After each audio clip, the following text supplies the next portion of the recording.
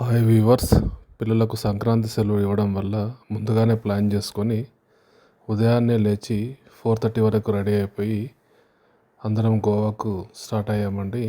Road trip ద్వారా వెళ్తున్నాము గోవాకి. హైదరాబాద్ నుంచి గోవా వెళ్ళడానికి 3 మార్గాల ద్వారా వెళ్ళొచ్చు గోవాకి. విమాన మార్గంలో వెళ్ళొచ్చు, రైలు మార్గంలో వెళ్ళొచ్చు మరియు రోడ్డు మార్గంలో కూడా గోవాకు వెళ్ళడానికి అవకాశం ఉంది. అయితే ఈ రోడ్డు మార్గంలో కూడా 3 రకాలైన మార్గాలు గోవాకు వెళ్ళడానికి ఉన్నాయండి. మా దృష్టిలో అయితే బెస్ట్ రూట్ వచ్చేసి వైహా జహీరాబాద్, హుమ్నాబాద్, సోలాపూర్, సాంగ్లీ, బెల్గావి, అంబోలిఘాట్, గోవా. ఇదైతే బెస్ట్ రూట్ అనుకుంటున్నాము. మేమైతే ఇదే రూటు చూస్ చేసుకున్నాము. సెకండ్ రోడ్ అయితే మనకు హైదరాబాద్ నుంచి మహబూబ్ నగర్ నుంచి రాయచూర్, సింధనూరు, హుబ్లీ, గోవా. ఇది సెకండ్ రూట్ అండి. థర్డ్ రోడ్ అయితే హైదరాబాద్ నుంచి జహీరాబాద్ టు హుమ్నాబాద్ దగ్గర లెఫ్ట్ చూసుకొని కలబుర్గి నుంచి బాగల్కోట్ రోడ్ నుంచి డైరెక్ట్ గోవా. ఈ రోడ్ కూడా ఉంటుంది. ఈ 3 రోడ్లలో మాకు బెస్ట్ అనిపించిన రోడ్ ఏంటంటే ఫస్ట్ రోడ్ మేము చూస్ చేసుకున్నాము. వహే జహీరాబాద్, సోలాపూర్ ఆ రోడ్ అయితే బాగుంటుందని ఆ రోడ్ మేము చూస్ చేసుకున్నాము. మేము వెళ్ళాం కాబట్టి నాకు తెలిసి అయితే ఈ 3 రోడ్లలో బెస్ట్ రోడ్ అయితే ఇదే. ఫస్ట్ వన్ చూస్ చేసుకున్న రోడే బెస్ట్ రోడ్గా ఉంది. ఈ రూట్లో ఎక్కువగా మనకు మహారాష్ట్ర, కర్ణాటక స్టేట్స్ 2 టచ్ అవుతాయి. ఎక్కువగా ఏంటంటే నేషనల్ హైవేస్ ఉండడం వల్ల ఎక్కువ రోడ్లంతా నీట్గా ఉన్నాయి.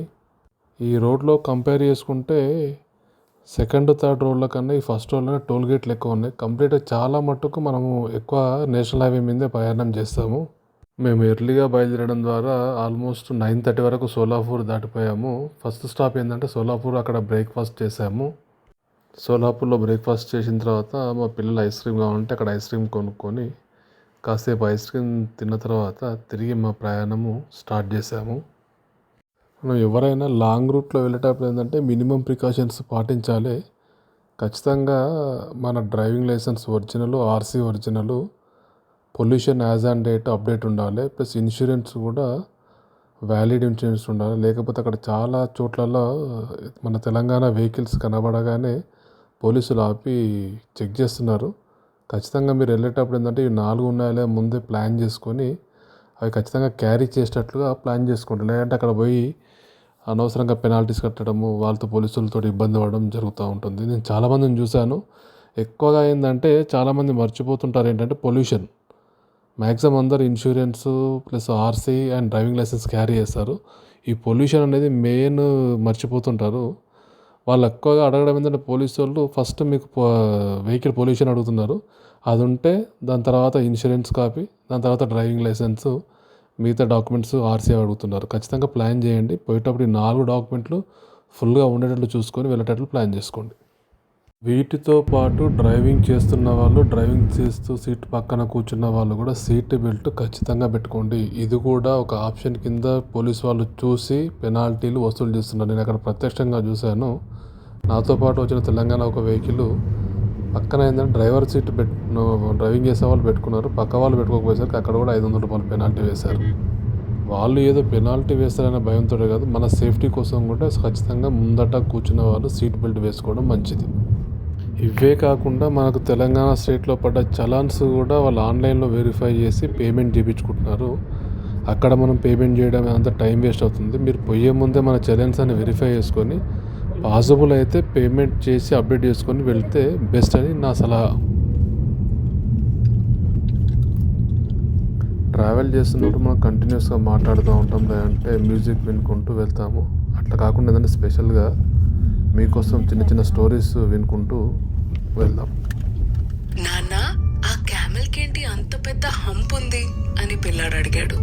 దానికి నాన్న, అది డెజర్ట్స్లో ఉంటుంది కదా, నీళ్ళు ఎక్కువ దొరకవు, దొరికినప్పుడే ఎక్కువ తాగేసి అలా స్టోర్ చేసుకుంటూ ఉంటుంది అని నాన్న చెప్పారు.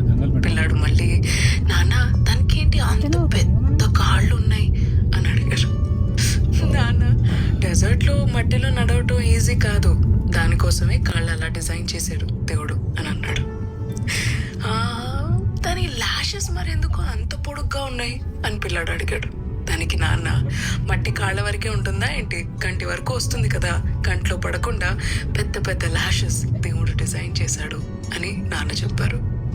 అప్పుడు పిల్లాడు అడిగాడు, అదంతా సరే నాన్న, మరి ఎందుకని ఈ క్యామెల్ డెజర్ట్ లో ఉండకుండా ఈ జూలో ఉంది అని అడిగాడు.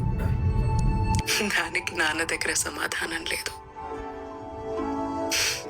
చూసి దేవుడు ప్రతి ఒక్క జీవిని అది ఉండాల్సిన చోట ఎలా ఉండాలో దానికి సరిపడా అన్నీ ఇచ్చి మరీ పంపించాడు.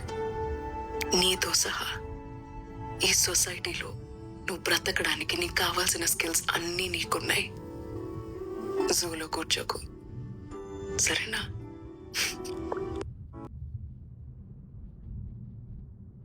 ఒక కుక్క అడవిలో ఉన్న ఒక నక్కని చూసింది చాటుగా. చూస్తే అది చాలా బక్కగా ఉంది, ఆల్మోస్ట్ కుక్కలా ఉంది. కానీ ప్రతిరోజు సింహం తను వేటాడిన దాంట్లో కొంచెం భాగం తీసుకొని వచ్చి ఆ నక్కకిస్తుంది తినడానికి. ఏంటిది, సింహం పూర్తిగా తినకుండా నక్కకిస్తోంది అని ఆ మరుసటి రోజు, మళ్ళీ దాని మరుసటి రోజు కుక్క వచ్చింది చూడటానికి. ప్రతిరోజు ఇదే రిపీట్ అవుతుంది. నక్క చెట్టు కింద ఏం చేయకుండా కూర్చుంటుంది, సింహం వేటకెళ్తుంది, వేటాడుతుంది, కొంచెం తింటుంది, కొంచెం నక్కకు వచ్చేస్తుంది. కుక్క అనుకుంది, అరే నేను కూడా నక్కలాగే ఉన్నా కదా, నేను వెళ్ళి అక్కడ కూర్చుంటా, నాకు కూడా ఏదో ఒకటి ఆ జంగల్లో దొరికేస్తుంది అని వెళ్ళి అక్కడికి వెళ్ళి కూర్చుంది నక్కలాగే. కానీ సింహం నక్కకిచ్చింది, కుక్కకి ఇవ్వలేదు. ఇలా 1 రోజు, 2 రోజులు, 3 రోజులు, పోళ్ళని రోజులు గడిచిపోయాయి. కుక్క ఆకలితో అలమటిస్తూ చావు బ్రతుకుల పరిస్థితికి వచ్చేసింది. అప్పుడు పైనుంచి దేవుడి గొంతులో వినిపించింది, అరే కుక్క, నువ్వు నక్కని చూసి ఇన్స్పైర్ అవ్వకూడదు, సింహాన్ని చూసి ఇన్స్పైర్ అవ్వాలి, అందుకని నువ్వు అది చూసేలా నేను చేశాను అని. చిన్న కథ నచ్చిందా? రోడ్ సైడ్ లో కొంతమంది పిల్లలు ట్రైన్ గేమ్ ఆడుకుంటున్నారు. ఒక పిల్లాడేమో ఇంజిన్, మిగతా పిల్లలందరూ భోగీలు. ఒకళ్ళ చొక్కాలు ఇంకోళ్ళు పట్టుకొని చిక్ చిక్ చిక్ చిక్ అని ఆడుకుంటున్నారు. ప్రతిరోజు ఇంజిన్ గా వస్తున్న అబ్బాయి మారుతున్నాడు, భోగిలో ఉన్న పిల్లలు మారుతున్నారు. కానీ గార్డ్ గా యాక్ట్ చేసే అబ్బాయి ప్రతిరోజు ఒక అబ్బాయే, చిన్న నిక్కర్ వేసుకుని చేతిలో ఒక గ్రీన్ కర్చీఫ్ పెట్టుకుని ఓకే గో అని చెప్పి ఆడుకుంటున్నాడు. ఇది అబ్జర్వ్ చేసిన సరిత ఒకరోజు సాయంత్రం కిందకెళ్ళి ఆ గార్డ్ గా వేస్తున్న పిల్లాడిని పక్కకి పిలిచి అడిగింది, నువ్వెందుకు ప్రతిరోజు గార్డ్ గానే చేస్తున్నావు, నువ్వు ఇంజిన్ ఆర్ భోగి అవ్వాలని నీకు అనిపించదా అని. అప్పుడు ఆ చిన్న పిల్లాడు చెప్పాడు, మా అమ్మ నాన్న దగ్గర నాకు షర్ట్ కొని అని డబ్బులు లేవు, వాళ్ళు ఆడుకునేటప్పుడు షర్ట్లు పట్టుకుంటారు కదా, నా దగ్గర చొక్కా లేదు అని అన్నాడు. సరే నేను వెళ్ళి ఆడుకుంటాను ఆంటీ, బాయ్ అని చెప్పి మళ్ళీ పరిగెట్టుకుంటూ వెళ్ళిపోయాడు. అది చూస్తున్న సరితకి ఒక గొప్ప విషయం అర్థమైంది. కావాలంటే ఆ పిల్లాడు ఏడుస్తూ ఇంట్లో కూర్చుని, అమ్మా నాన్న మీరు నాకు ఒక చొక్కా కూడా కొనలేరా అని చెప్పి తిట్టుకుంటూ బ్రతికేవచ్చు. కానీ తనకు ఉన్న దాంట్లో తను ఎలా సంతోషంగా ఉండాలి, ఎలా ఆడుకోవాలి అనేది తనే కనిపెట్టి వచ్చి గేమ్ లో ప్రతిరోజు పాల్గొంటున్నాడు. And that is the spirit everyone should have.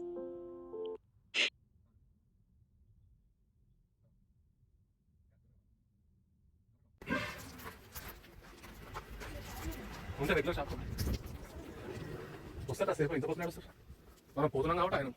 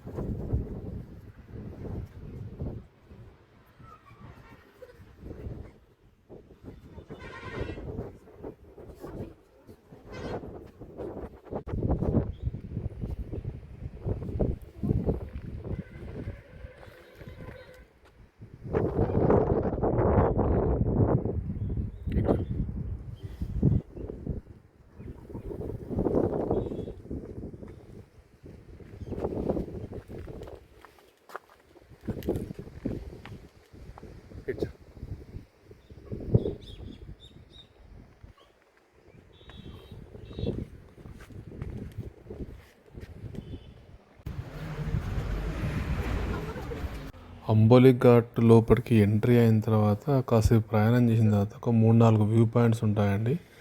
Water fall plus view points ఉంటాయి. అక్కడ కాసేపు ఆగి ఫొటోస్ తీసుకొని మళ్ళీ తిరిగి ప్రయాణం స్టార్ట్ చేసాము. పాడతారు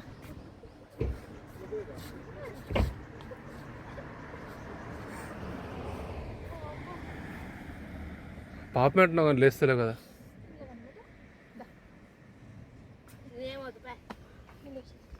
కూర్చో కూర్చో.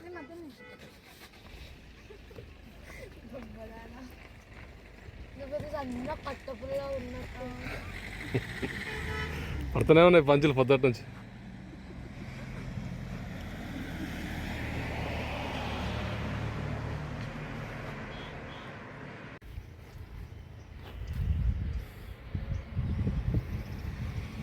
చిన్నమ్మ ఆడ గడవడదు ఇక్కడ నుంచి.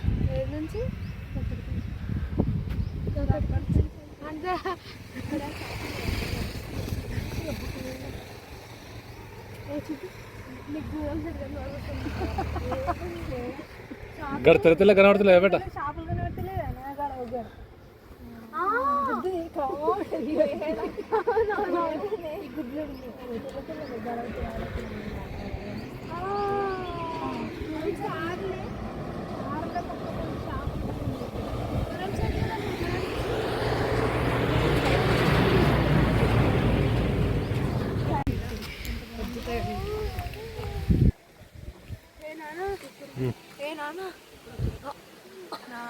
చెప్తాలి నాకు ఫస్ట్ నేను అడిగిన ఫస్ట్ నాకు ఏది నువ్వు జరిపే నాకు ఈ నాన్న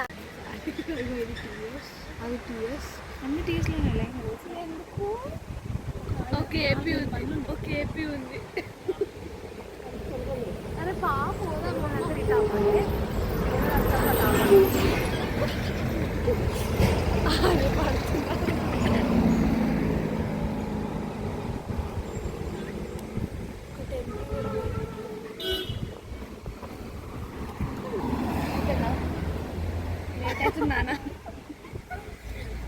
ఏమవుతుంది?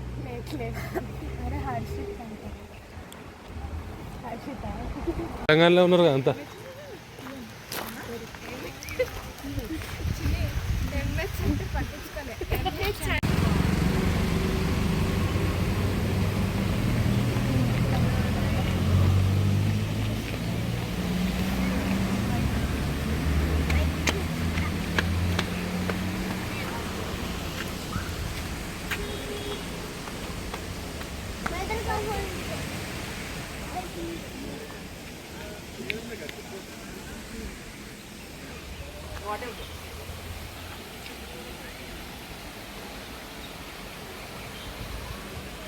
ఇటు చూడు.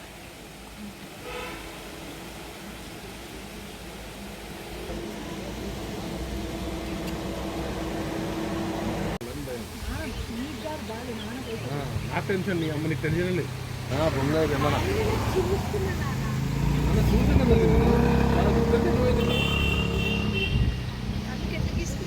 అంబోలి ఘాట్లో వాటర్ ఫాల్స్ దగ్గర కొన్ని ఫొటోస్ దిగి వ్యూస్ పాయింట్ దగ్గర కొన్ని ఫొటోస్ దిగి అక్కడ నుంచి మళ్ళీ మా ప్రయాణం మొదలు పెట్టాము. అనగనగా ఒక ఊళ్ళో ఒక పిసినారోడు ఉండేవాడు. ఎంత పిసినారోడు అంటే ఎన్ని డబ్బులు సంపాదించినా చిన్న గుడిసె లాంటి ఇంట్లో ఉండేవాడు. బెడ్షీట్స్ కూడా మార్చేవాడు కాదు, అరిగిపోయే వరకు వాడేవాడు. ఉద్యోగానికి కూడా నలిగిపోయిన బట్టలు వేసుకుని వెళ్ళేవాడు, ఇస్త్రీకి డబ్బులు మిగిల్చాలని. వయసుకు వచ్చినా పెళ్లి చేసుకోలేదు, ఎందుకంటే పెళ్ళం వస్తే మళ్ళీ ఖర్చులు అయిపోతాయి, పిల్లలు పుడితే ఇంకా ఖర్చులు అయిపోతాయని. అలా జీవితాన్ని బ్రతికేస్తున్నాడు. 45 ఏళ్ళు వచ్చాయి. ఇంకా నేను రిటైర్ అయిపోతాను అని అనుకున్న సమయాన తన ఇంటి తలుపు తట్టి మరీ యమధర్మరాజు లోపలికి వచ్చాడు. ఈ సమయం అయిపోయింది పదా అని. అప్పుడే అయిపోయిందా? ఇప్పటివరకు నేను 1 కోటి రూపాయలు సంపాదించాను, ఈ డబ్బులు తీసుకుని నాకు కొంచెం ఆయుష్ ఇస్తారా అని అడిగాడు. యమధర్మరాజు గట్టిగా నవ్వాడు. కుదరదని చెప్పాడు. ఒక్క క్షణం సమయం ఇవ్వండి అని ఒక పేపర్ తీసి ఒక చిన్న లెటర్ రాశాడు. ఈ డబ్బులు ఎవరికి దొరికితే వాళ్ళు, దయచేసి జీవితాన్ని బ్రతకడానికి వాడండి. చావులో ఇది దేనికి పనికిరాదు అని డబ్బుల మూటలు రాసి పడేసి బయటికి విసిరేశాడు. జీవితాన్ని బ్రతకండి, దాచుకోకండి. Nothing is forever. చిన్న కథ నచ్చిందా?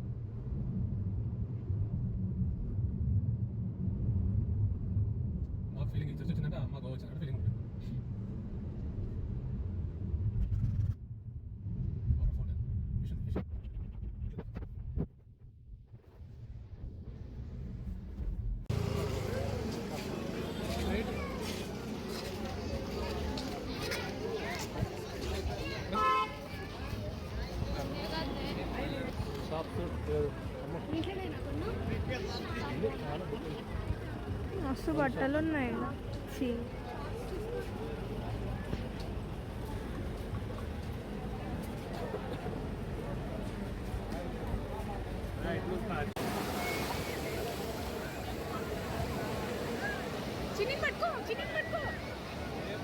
అరే పట్టుకుంటా లేవే తెలియదా చెప్పు.